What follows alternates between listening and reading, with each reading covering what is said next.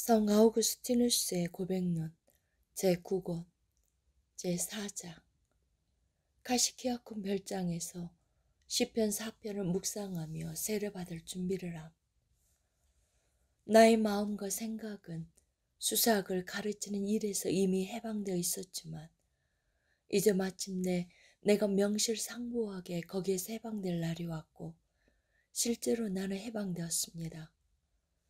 내 마음을 그 일에서 이미 꺼내주셨던 주님은 이제 내 혀도 거기에서 꺼내주셨습니다. 나는 기뻐서 주님께 찬송하였고 나와 함께한 모든 사람들을 데리고 가시키아 쿰에 있는 별장으로 옮겨갔습니다.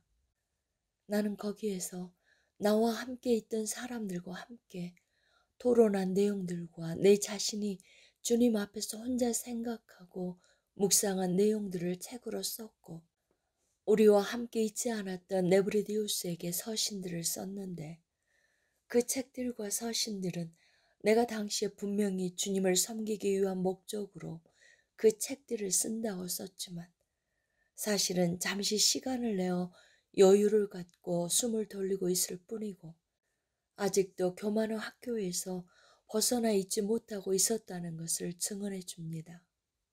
내가 별장에서 생활하고 있는 동안에 주께서 우리에게 베풀어 주셨던 온갖 큰 은혜들을 일일이 다 생각해내서 말하자면 시간이 턱없이 부족할 것이고 특히 주님이 이후에 내게 베풀어 주신 한층 더 큰 은혜들을 서둘러 얘기하고 싶은데 어떻게 여기에서 그때 일들을 자세하게 말할 수 있겠습니까? 하지만 그때 일들을 회상하여 주님 앞에 고백한다는 것 자체가 내게는 기쁘고 즐거운 일입니다. 그때의 주님은 나의 내면을 가시채로 찌르셔서 높은 산들과 작은 산들 같았던 나의 생각들을 낮추시고 평탄하게 하시고 나의 굽은 것들을 곧게 펴주시며 나의 거친 것들을 순하게 해주시는 방식으로 나로 하여금 철저하게 주님께 복종하게 하셨습니다. 또한 주님은 내 마음의 형제인 알리피우스로 하여금 하나님의 독생자이고 우리의 주이자 구원자이신 예수 그리스도 이름에 복종하게 하셨습니다. 처음에 그는 우리가 쓰는 책들이 뱀들에게 물린 상처를 치료해주는 교회의 약초의 향기를 풍기기보다는 주께서 이미 꺾어버리신 저 세상 학교들 백항목의 냄새를 풍기기를 원하셨던 까닭에 그 책들에 예수 그리스도 이름을 넣는 것을 질색하였습니다. 나의 하나님이여, 내가 다윗의 시편들, 그 신앙의 창가들, 교만한 마음이라고는 찾아볼 수 없는 경건한 음성을 읽는 동안에 나는 주님께 어떤 목소리들을 드렸습니까?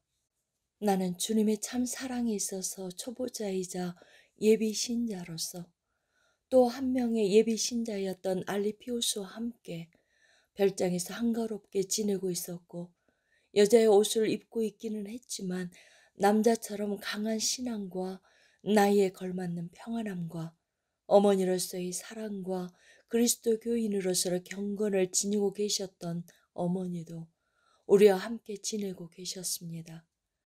그 시편들을 읽으면서 나는 주님께 어떤 목소리들을 드렸으며 주님을 향한 나의 마음이 얼마나 불타올랐었습니까?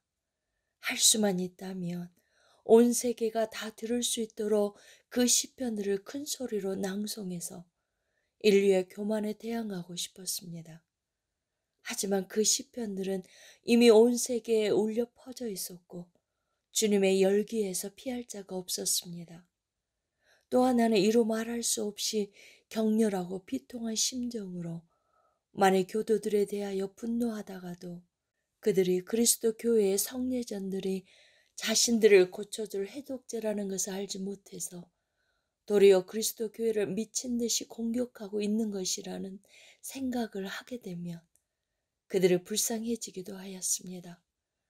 그들이 나도 모르게 어딘가 아주 가까운 곳에 있어서 내가 쉬는 시간에 시편 4편을 읽을 때 나의 표정을 보고 나의 낭송하는 목소리를 들으며 그 시편이 내게 어떻게 역사하였는지를 볼 수 있다면 좋겠다고 생각했고, 내가 내 의의 하나님이여, 내가 부를 때 응답하소서.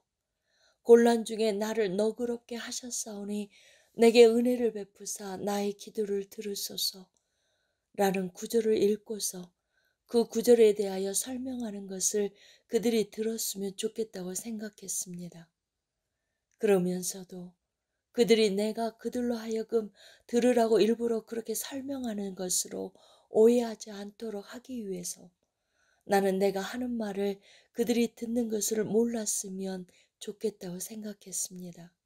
왜냐하면 만약 그들이 내 말을 듣고 있고 나를 보고 있다는 것을 알았다면 나는 평소와 똑같이 말하거나 평소에 똑같은 방식으로 말하지 않았을 것이고, 그런 식으로 내가 한 말들이나 나의 표정은 내가 주님 앞에 홀로 서서 내 영혼이 느낀 것들을 허심탄회하게 내어놓고 말했을 때와는 다른 의미로 그들에게 전달되었을 것이기 때문이었습니다. 아버지여, 나는 한편으로는 두려워하고 떨면서도 다른 한편으로는 주님의 자비하심을 기뻐하고 소망으로 불타오르고 있었습니다. 그리고 나의 이 모든 감정들은 주님의 선하신 성령이 우리를 향하여 인생들아 어느 때까지 마음이 둔하여서 헛된 일을 좋아하고 거짓을 구하려는가 라고 말씀하셨을 때 나의 눈과 목소리를 통해 드러났습니다. 왜냐하면 나는 헛된 일을 좋아하였고 거짓을 구한 자였기 때문이었습니다. 주님은 자신의 거룩한 자를 죽은 자들 가운데서 일으키셔서 자신의 오른편에 함께 앉게 하심으로써 이미 영광롭게 하셨고, 그렇게 영광을 받으신 그리스도께서는 저 높은 곳에서 자신이 약속하신 보혜사, 즉 진리의 영을 보내주셨는데도 나는 그것을 알지 못하였습니다. 그리스도께서는 죽은 자들 가운데서 다시 살아나시고 하늘에 오르셔서 이미 영광을 받으셨기 때문에 이 땅에 성령을 보내주실 수 있으셨지만 그 이전에는 예수께서 아직 영광을 받지 않으셨으므로 성령이 아직 그들에게 계시지 아니하셨습니다. 그래서 선지자는 인생들아 어느 때까지 마음이 둔하여서 헛된 일을 좋아하고 거짓을 구하려는가? 여호와께서 자신의 거룩한 자를 영화롭게 하신 줄을 너희가 알지어다 라고 외쳤습니다. 선지자는 어느 때까지라고 외쳤고 알지어다 라고 외쳤지만 나는 그토록 오랫동안 그것을 알지 못하고 헛된 일을 좋아하고 거짓을 구하는 삶을 살아왔기 때문에 그 말씀을 듣고서 두려워 떨었습니다. 왜냐하면 그 말씀은 나처럼 살아온 사람들에게 하신 말씀이었기 때문이었습니다. 지금은 기억하기조차 싫고 괴로운 일이지만 전에 내가 진리라고 여겼던 만이교의 저 허상들 속에는 수많은 헛된 일과 거짓이 있었고 거기에 빠졌던 사람들 중에서 아직도 여전히 헛된 일을 좋아하고 거짓을 구하는 자들이 있다면 그들이 들었으면 좋겠다고 생각해서 그 중에서 많은 것들을 나는 이미 큰 소리로 진지하게 말하였습니다. 나는 그들도 나처럼 속이 메스껍고 불편해서 이미 그것을 토해내고서는 주님께 부르짖었을 것이고 주님은 그런 그들의 부르짖음을 들어주셨기를 바랍니다. 왜냐하면 그리스도께서는 우리를 위하여 육신을 입으시고 이 땅에 오셔서 진정으로 죽으시고서 지금은 우리를 위하여 중보기도를 하고 계시기 때문입니다. 나는 계속해서 화를 내고 범죄하지 말라는 말씀을 읽었습니다. 나의 하나님이여, 이 말씀은 내게 아주 깊이 다가왔습니다. 왜냐하면 이제 나는 이후에 남은 날들 동안에 범죄하지 않기 위해서는 지난날에 내가 행한 일들로 인해서 내 자신에 대하여 화를 내야 한다는 것을 이미 배워서 알고 있었기 때문이었습니다. 내가 범죄하였을 때 어둠의 나라에 속한 어떤 본성이 나로 하여금 범죄하게 한 것이라는 많은 교도들의 주장과는 달리 바로 내 자신이 범죄한 것이기 때문에 내가 내 자신에게 화를 내는 것은 지극히 합당합니다. 만일 교도들처럼 자기 자신에 대하여 화를 내지 않는 자들은 진노의 날, 곧 하나님의 의로우신 심판이 나타나는 그날에 임할 진노를 쌓는 자들입니다. 또한 내가 찾던 선은 나의 외부에 있는 것도 아니었고 저 태양 아래에서 육신의 눈으로 찾을 수 있는 것도 아니었습니다. 외부에서 기쁨을 찾고자 하는 사람들은 눈에 보이는 덧없는 것들을 쫓아다니다가 쉽게 지치고 허무해져서 그 굶주린 영혼으로 참된 기쁨이 아니라 그 그림자들을 핥아먹습니다. 그들이 굶주림에 지쳐서 우리에게 선을 보일 자 누구뇨라고 말할 때 그때에야 비로소 그들은 우리가 여호와의 주의 얼굴을 들어 우리에게 비추소서라고 말하는 것을 듣게 될 것입니다. 우리는 각 사람에게 비추는 빛이 아닙니다. 우리는 전에는 어둠이더니 주님으로부터 빛을 받아서 이제는 주 안에서 빛이 된 자들입니다. 그들이 자신들의 내면에 있는 영원한 빛을 볼 수 있었다면 얼마나 좋았겠습니까? 나는 이제 그 빛을 맛보고서도 그들에게 보여줄 수 없어서 분하고 괴로웠습니다. 왜냐하면 그들은 우리에게 선을 보일 자 누구뇨? 라고 말하면서 여전히 그들의 마음과 눈은 주님을 떠나 외부를 바라보고 있었기 때문이었습니다.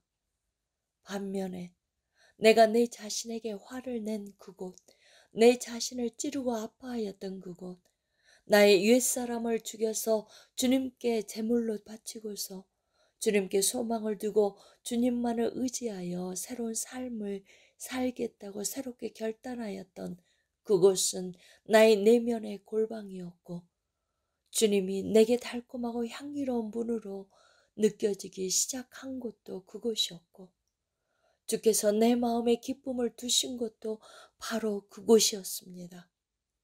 이렇게 나는 시편 4편을 밖으로는 큰 소리로 읽으면서 나의 내면으로는 그 뜻을 깨닫고 깊이 새겼습니다.